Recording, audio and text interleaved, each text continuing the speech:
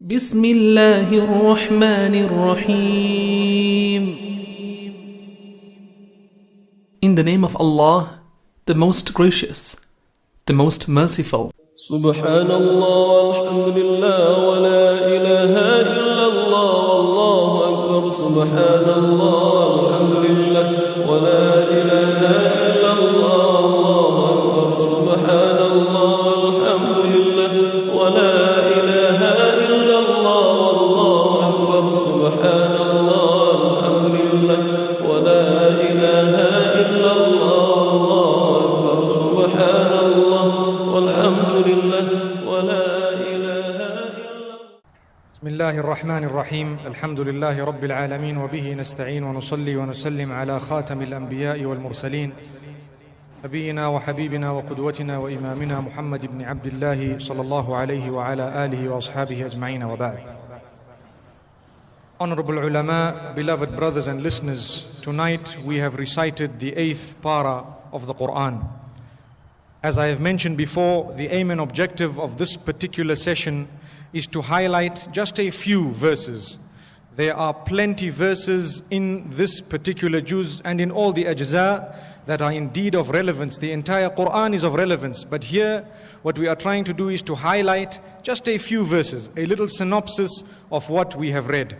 Firstly, Allah subhanahu wa ta'ala begins this juz by explaining that those who do not, or those who are astray, and those who do not want to accept the truth, no matter what signs you bring to them, even if you bring to them the angels, even if you bring to them the dead who have died in the past and you make them talk to the dead, they still won't accept. Allah says, وَلَوْ أَنَّنَا نَزَّلْنَا إِلَيْهِمُ الْمَلَائِكَةِ, even if we had sent down to them the angels, وَكَلَّمَهُمُ الْمَوْتَى, and the dead spoke to them, وَحَشَرْنَا عَلَيْهِمْ كُلَّ شَيْءٍ قُبُلًا, and we resurrected, we brought forward for them everything that was past, and we made it clear in front of them, مَا كَانُوا لِيُؤْمِنُوا إِلَّا أَن يَشَاءَ اللَّهُ.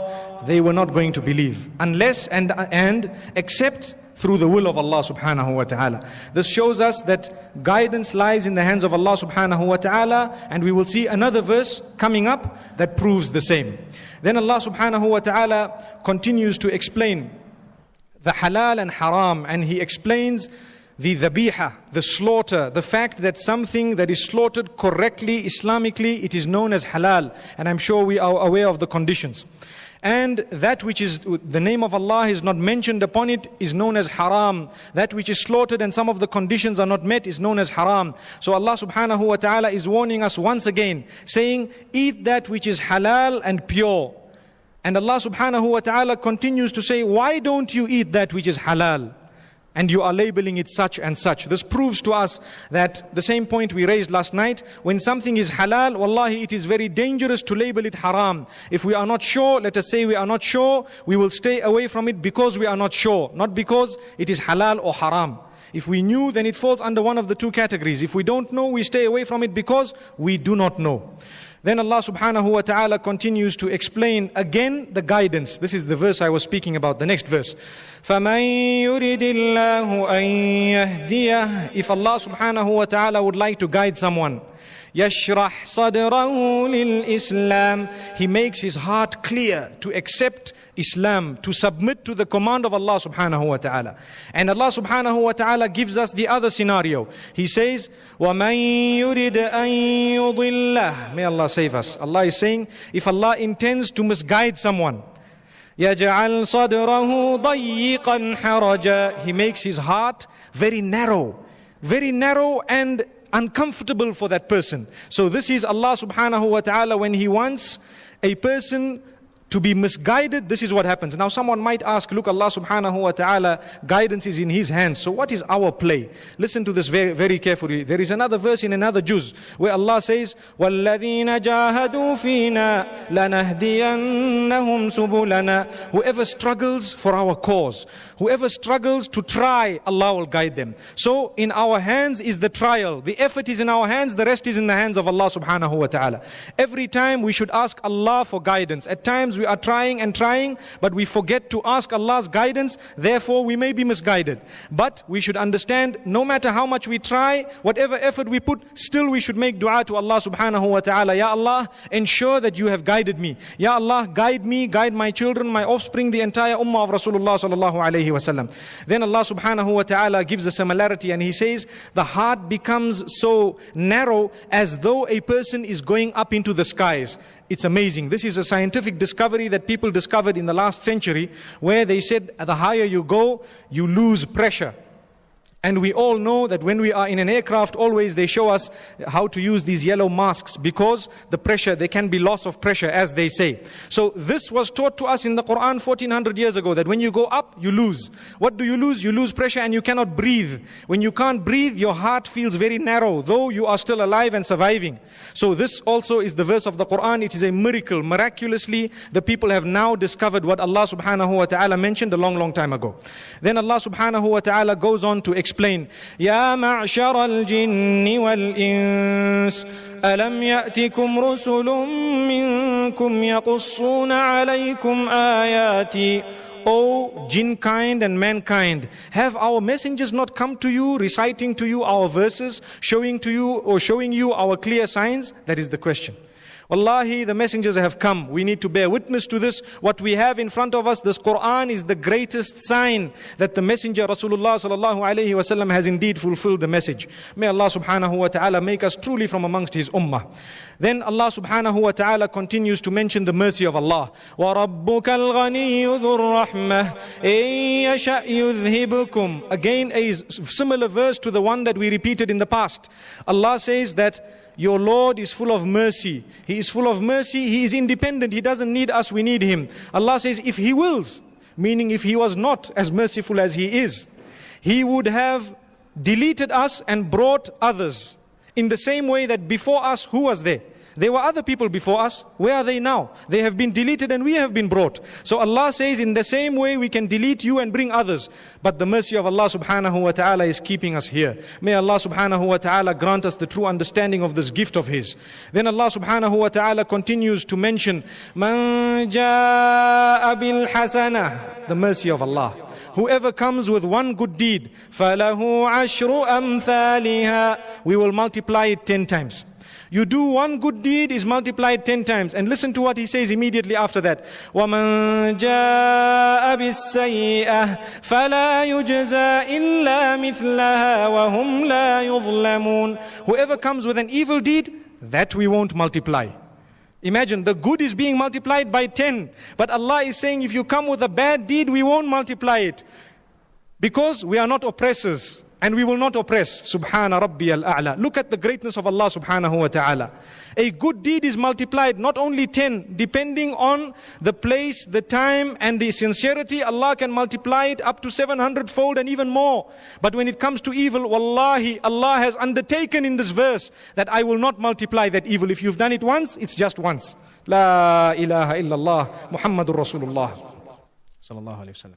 Then Allah subhanahu wa ta'ala mentions the haram. قُلْ لَا أَجِدُ فِي مَا أُوحِيَ إِلَيَّ مُحَرَّمًا عَلَى طَاعِمٍ يَطْعَمُهُ إِلَّا أَن يَكُونَ مَيْتَةً. Say, O Rasulullah sallallahu alayhi wa sallam, to them that I find nothing haram except so and so, so and so, such and such, such and such. There is a list. And I have mentioned this list in the last few days, where the deceased animal, meaning a dead animal, etc., that which is not slaughtered in the correct manner, etc., etc., and there is a whole list.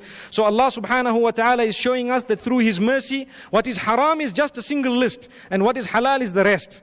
But still, unfortunately, we find ourselves running behind haram. Interest is haram, we run behind it.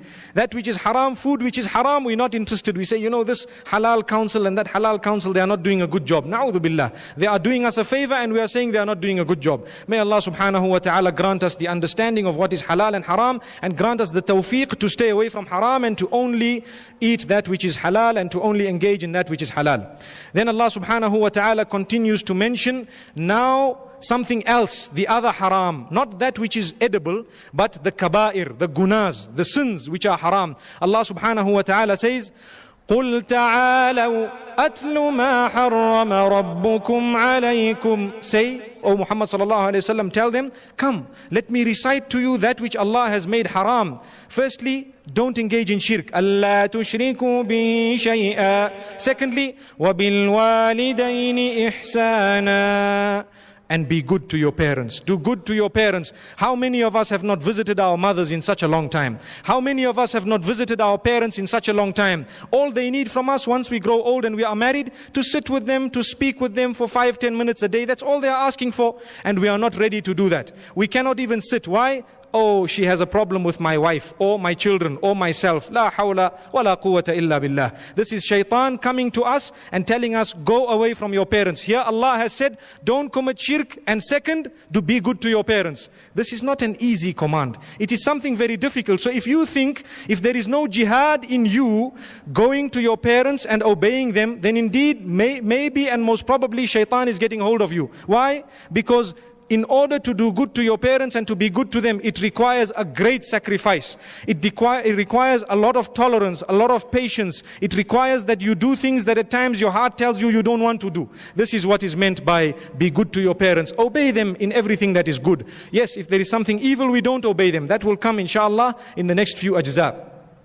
Then Allah subhanahu wa ta'ala continues to say, وَلَا تَقْرَبُوا الْفَوَاحِشَ مَا ظَهَرَ مِنْهَا وَمَا بَطَنَ. And do not come close to immorality, that which is open and that which is hidden. Why open and hidden? Because sometimes immorality is in front of us. It is clear in front of us and everyone can see this woman is not dressed properly, or this man is running behind this woman. May Allah protect us.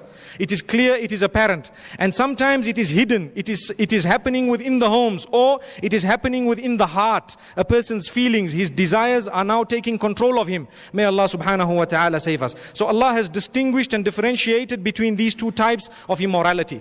Then Allah subhanahu wa ta'ala continues to say, وَلَا تَقْتُلُوا أَوْلَادَكُمْ مِنْ إِمْلَاقٍ. Do not kill your children fear or out of poverty. Do not kill your children out of poverty. There are two such verses in the Quran. One says, that is this one, do not kill your children out of poverty. We will indeed grant you sustenance as well as them.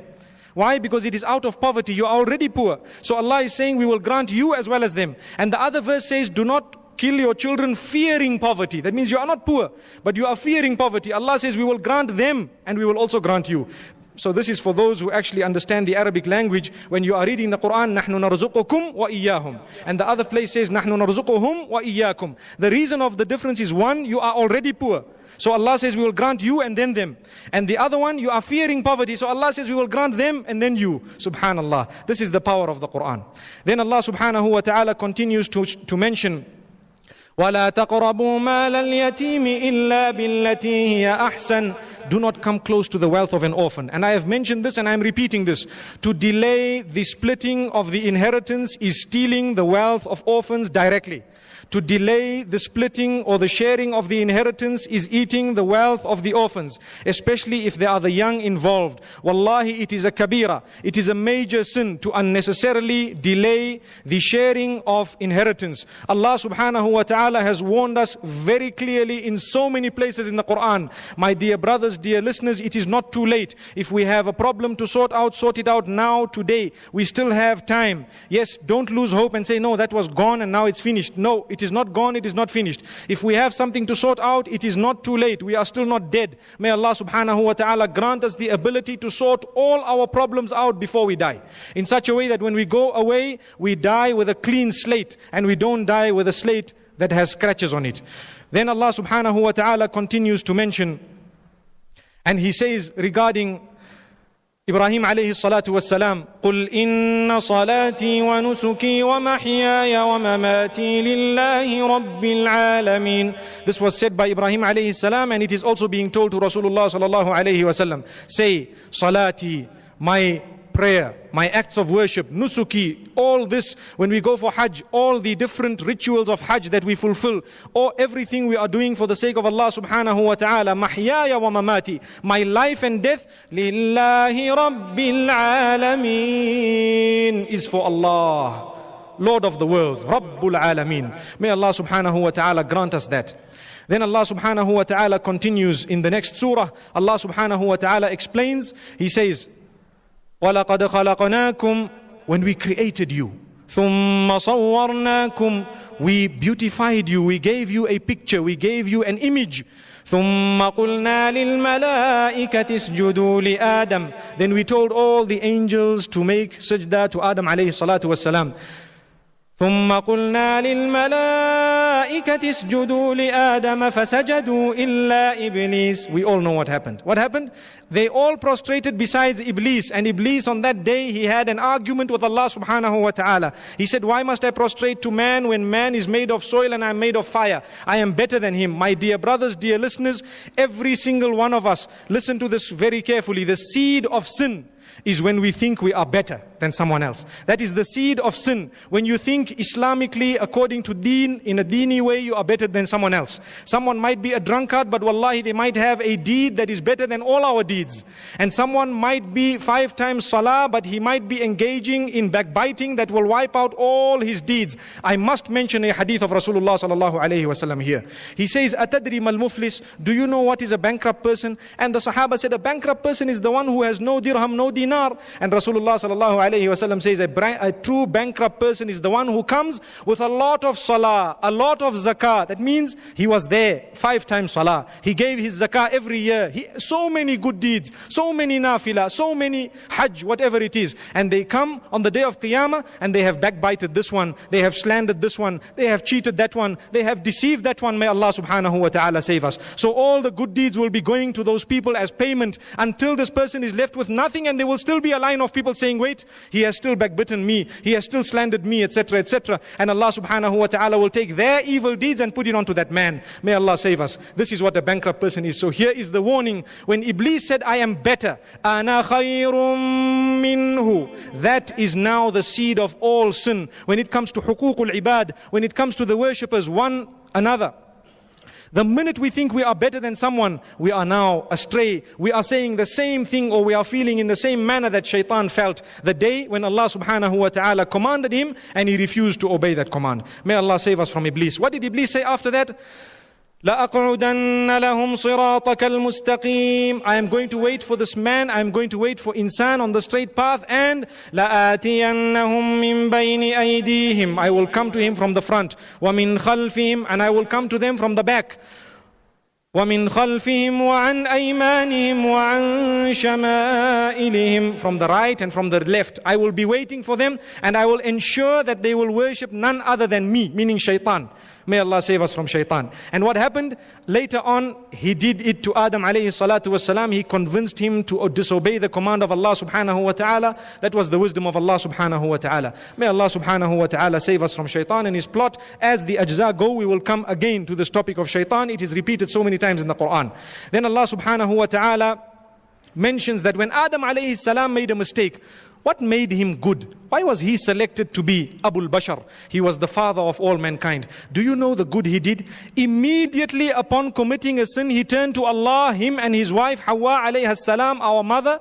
Immediately they turned to Allah. قَالَ رَبَّنَا ظَلَمْنَا أَنفُسَنَا. They said, oh Allah, we have oppressed ourselves. When we sin, who are we harming? Ourselves or Allah? It's ourselves. So they said, رَبَّنَا ظَلَمْنَا أَنفُسَنَا. Oh our Rabb, we have oppressed ourselves. وَإِن لَمْ تَغْفِرْ لَنَا وَتَرْحَمْنَا. If you do not forgive us, if you do not have mercy upon us, لَنَكُونَنَّ مِنَ الْخَاسِرِينَ. We will indeed be from amongst the losers.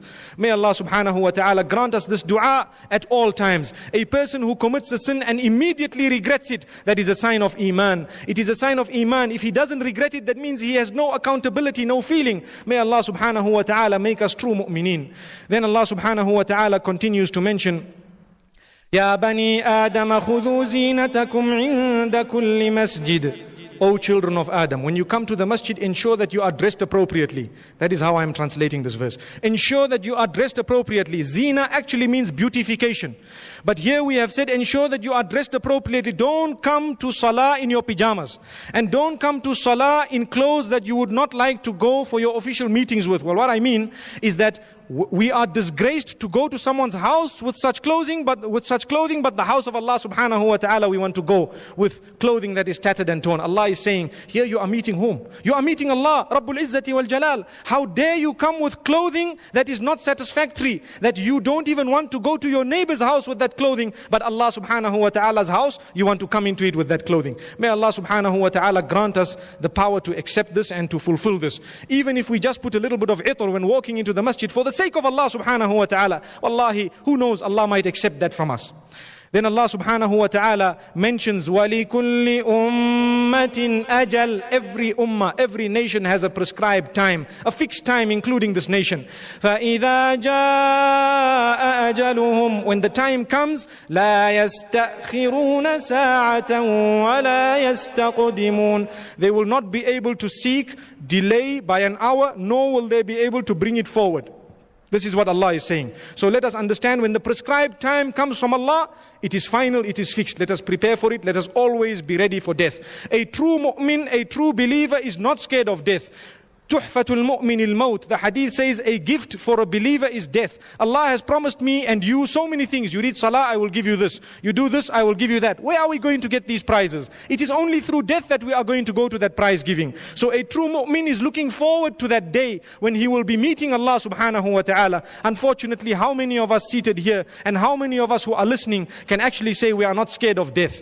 There is something wrong with our iman. May Allah save us and may He protect us. Then Allah subhanahu wa ta'ala continues to say, وَنَادَى أَصْحَابُ الْجَنَّةِ. On that day, the people of Jannah will call out to the people of the fire. وَنَادَى أَصْحَابُ الْجَنَّةِ أَصْحَابَ النَّارِ أَن قَدْ وَجَدْنَا مَا وَعَدَنَا رَبُّنَا حَقًّا. The people of Jannah will tell the people of Jahannam, we have found what our Rabb has promised us to be true. What about you? They will say, قَالُوا نَعَمْ. They will say, yes, it is true. What does that mean? That means they are now in deep punishment. What Allah promised them is the truth. And immediately after that Allah says, وَنَادَى أَصْحَابُ النَّارِ. Now the people of Jahannam will call out to the people of Jannah, أَصْحَابَ الْجَنَّةِ أَنْ أَفِيضُوا عَلَيْنَا مِنَ الْمَاءِ. Please pour us a little bit of water on us. Pour a little bit of water on us. This is what they will call out. The people of Jahannam will call out to the people of Jannah, pour a little bit of water on us. And the people of Jannah will say, إِنَّ اللَّهَ حَرَّمَهُمَا عَلَى الْكَافِرِينَ. Allah has prohibited it. Prohibited what? The water or the goodness on the kuffar. Allah has prohibited it this day on the kuffar. Those who in their lifetime they forgot Allah, Allah says, فَالْيَوْمَ نَنْسَاهُمْ. This day we will forget them also. Like you are calling out to someone, it reminds me of a hospital. You are calling the sister to assist you and she turns a deaf ear. And it irritates you. Wallahi, this is an example of the dunya. In the akhirah, when you are in need and calling out to Allah, we want Allah to answer our call. We don't want to be from amongst those of Jahannam who will be calling out and Allah won't respond. Allah will say, this day I will forget you in the same way you have forgotten me in the dunya. May Allah save us. Then Allah subhanahu wa ta'ala mentions a very important point, and I will end with this point. Allah subhanahu wa ta'ala says regarding the rain, He says, وَهُوَ الَّذِي يُرْسِلُ الرِّيَاحَ بُشْرًا بَيْنَ يَدَيْ رَحْمَتِهِ. Regarding the rain, Allah says He is the one who sends the winds, and He sends them as mercy, and He allows them to form a cloud, and then He causes the rain, which causes the dead soil to then result in the growth of some plant. Allah says, كَذَلِكَ نُخْرِجُ الْمَوْتَى لَعَلَّكُمْ تَذَكَّرُونَ. In the same way, we will cause the dead to come back to life. It is reported that after we die and our bodies rot, there will be a small portion, عَجْبُ الذَّنَبِ, a little part like a seed which will remain. The last part of the spine, right at the bottom, that will remain. And then Allah subhanahu wa ta'ala, after the first trumpet is blown, and when the second one is to be blown, there will be a white rain through which we will grow on this ground like how the trees grow. La ilaha illallah Muhammadur Rasulullah. This is what Allah subhanahu wa ta'ala has mentioned so many places in the Quran. Every time He has mentioned the rain of mercy, He says, listen, in the same way that you see the rain drops and the plants grow, you are also going to be resurrected. So don't think that the soil is dead and therefore you don't see meaning the soil is dead and nothing grows. When the soil is dead and water comes on it, indeed the greenery will begin to grow. In the same way, when we are dead and a different type of rain falls, then Allah subhanahu wa ta'ala will resurrect us. He doesn't need us there. Even if we don't exist, all He has to say is kun, and it is done. He says be, and it is. But He will cause this rain because He has promised us in the Quran. May Allah subhanahu wa ta'ala grant us security on the day of Qiyamah. May He grant us all security, and may He grant us the companionship of Rasulullah sallallahu alayhi wa sallam. Thereafter, at the end of this juz, Allah subhanahu wa ta'ala has mentioned the story of Nuh alayhi salam in brief, and the story of Hud alayhi salam, the story of Salih alayhi salam, the story of Lut alayhi salam, and the story of Shu'aib alayhi salatu was salam. In brief, inshallah, we will go into the details in the next ajza. These stories are repeated many times in the Quran. Wa sallallahu wa sallam wa baraka ala nabina Muhammad. Subhanallah wa bihamdihi, subhanakallahumma wa bihamdika nashhadu an la ilaha illa anta nastaghfiruka wa natubu ilayk.